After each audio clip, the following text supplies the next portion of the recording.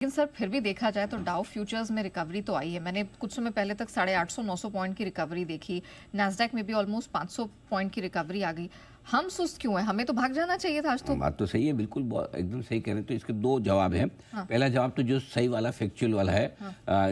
जिसको देख के सबको लगता हाँ यही सही होगा। अच्छा। दूसरा जवाब वो है जो देख के लगे ना लगे लेकिन सही वही है। ठीक है ना। हाँ, तो पहले का लगेगा सुनने में आपको लगे यही सही जवाब है। हाँ। लेकिन सही वाला मैं बाद में बताऊंगा। ठीक है। तो पहले तो ये है कि भाई निचले स्तर से डाउ फ्यूचर्स लगभग 900 पॉइंट रिकवर हुए।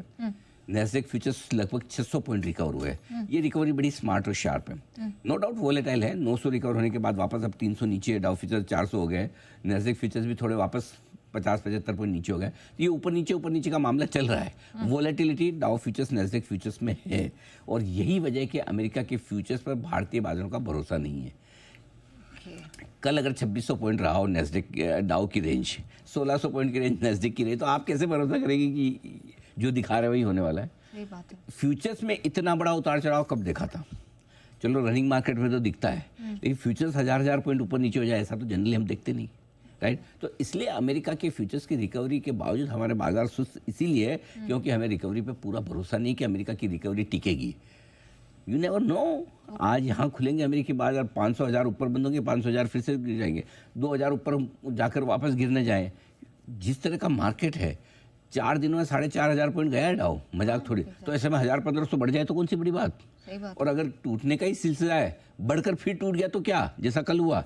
सो भरोसा ही नहीं है किसी चीज पे कि अमेरिका करेगा क्या। दूसरा जो एक चीज निश्चित है इस अमेरिकी बाजार में, वो जो है कि ट्रंप की अनिश्चितता। यही सबसे ज़्यादा निश्चित है। ट्रंप कुछ भी कहेंगे, कुछ भी करेंगे, वो क्या कहेंगे क्या करेंगे पता नहीं। ये बात पक्की है। ये बात पक्की है। और ट्रंप के बोलने के बाद अमेरिकी बाजार बढ़ेंगे या गिरेंगे ये पता नहीं। तो इसलिए अगर इतनी सारी अनिश्चितता वाला माहौल है कि ट्रंप क्या करेंगे, अमेरिकी बाजार क्या करेंगे, जब पता नहीं तो फिर क्यों दिमाग लगाए? इसलिए हमारे बाजार बढ़ नहीं पा रहे। तो मेन कारण तो ये है। ठीक है। जो आपके सामने असली कारण दूसरा है। वो क्या है? अभी आप छुट्टी पे गई थी बहुत दिनों तक हिमाचल में, है ना? कितने दिन की छुट्टी थी? सर वीकडे तो 5 ही थे। हाँ, मतलब इफेक्टिवली 5, मतलब सैटरडे संडे। हाँ, संडे मिला के 8-9 दिन हो गई होगी। चलो मान, ये तो ऐसे ऑफिशियली 5 दिन, लेकिन आगे पीछे का जोड़े समझो। जब से किसी शुक्रवार से आप गई होंगी, किसी सोमवार को आप आए, तो मेंटली उसके पहले कितने दिन और आने के बाद कितने दिन छुट्टी पे होती है? मेंटली तो काफी +2 -2। हाँ, +2 -2 है, बराबर, फेयर है। देखिए नेहा जी की ये बात सही है, देखो बिल्कुल। तो अब हमारा प्रॉब्लम क्या है? कल छुट्टी हमारे बाजार की, परसों खुलेंगे, फिर शनिवार रविवार तो छुट्टी होती है, फिर सोमवार को छुट्टी है, तो 5 में से 4 दिन तो बंद है। हाँ, करेक्ट। तो अगर आज ही हमारे बाजार फिर छुट्टी के मूड में आ जाए तो गलत क्या है? अब प्रॉब्लम है, अच्छा फिर अगले हफ्ते मंगल बुध गुरु को खुलेंगे, शुक्र शनि रवि वापस छुट्टी है। देखो कितनी खुशी, देखो एक में मुझे मत दिखाओ नेहा जी को, देखो खुशी छुट्टी के साथ। अप्रैल का ही महीना है ना, जो it's one of the favourite month. यही महीना है एक्चुअली। जितनी जिसको लंबी छुट्टियां लेनी हो ना बाजार में, मार्च के एंड से अप्रैल सबसे बेस्ट टाइम होता है। एनीवे, और हमारे काफ़ी लोग ले भी रहे हैं, ऐसा मुझे पता चला विश्व सूत्रों से। बट बात यह है कि छुट्टियों के टाइम पे लोगों का खरीदारी करने का मूड कम हो जाता है, और स्पेशली तब जबकि इस तरह के मार्केट हो जहाँ कब क्या ख़राब हो जाए। नो डाउट अच्छा भी हो सकता है, कहने के लिए आप ये भी सोच सकते हैं कि जितना ख़राब करना था ट्रंप ने वो तो कर दिया। अब जैसे 104% ड्यूटी है, बोल दे मैं 200 लगा दूँगा, लगा दे तो वही क्या फ़र्क पड़ता है? सही बात है। उससे कुछ आना जाना तो है नहीं। तो अब सीधा जब आप मंगलवार को खुलेंगे मार्केट में, तो किसको पता मंगलवार तक क्या होगा?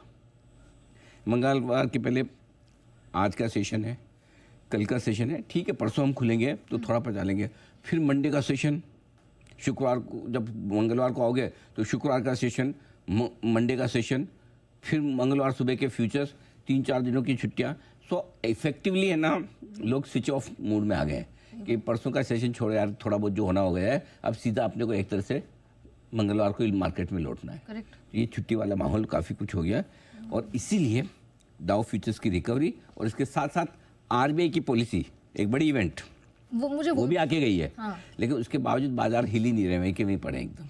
नहीं, तो मुझे यही जानना था, जब आरबीआई पॉलिसी में हम हमारे एक्सपर्ट्स के साथ भी बात कर रहे थे, अच्छी पॉलिसी है, तो निफ्टी बैंक तो भाग जाता ना, उसका क्या लेना देना है? तो 2 कारण हैं। तो एक तो आपने कारण फैक्ट वाले समझ लिए, एक साइकोलॉजिकल कारण समझ लिए। दूसरा जो एक फैक्चुअल कारण और है जो आपको लिखना चाहिए, ये कि नहीं बढ़ने के पीछे कायदे से आरबीआई की पॉलिसी में कुछ खराब नहीं लिखा है, तो फिर बढ़ना चाहिए। लेकिन एफआईज की जो सेलिंग है, कल भी आपने रिकवरी में देखा आ रही है, रिकवरी में 5,000 करोड़ का बेचा, रिकवरी ना हो तो ज़्यादा बेच रहे, राइट। तो एफआईज की सेलिंग स्क्रीन दिखा रही कि अभी भी है। ओके, तो एफआईज की सेलिंग है, लंबा वीकेंड है, छुट्टियों का माहौल है, तो फिर कौन खरीदे? सही बात है। बात ये इतनी सी बस, और कोई बात नहीं। सो एफआईज की सेलिंग भी एक कारण है जिस वजह से माफ कीजिएगा, बाजार हमारे ठंडे हैं थोड़े से।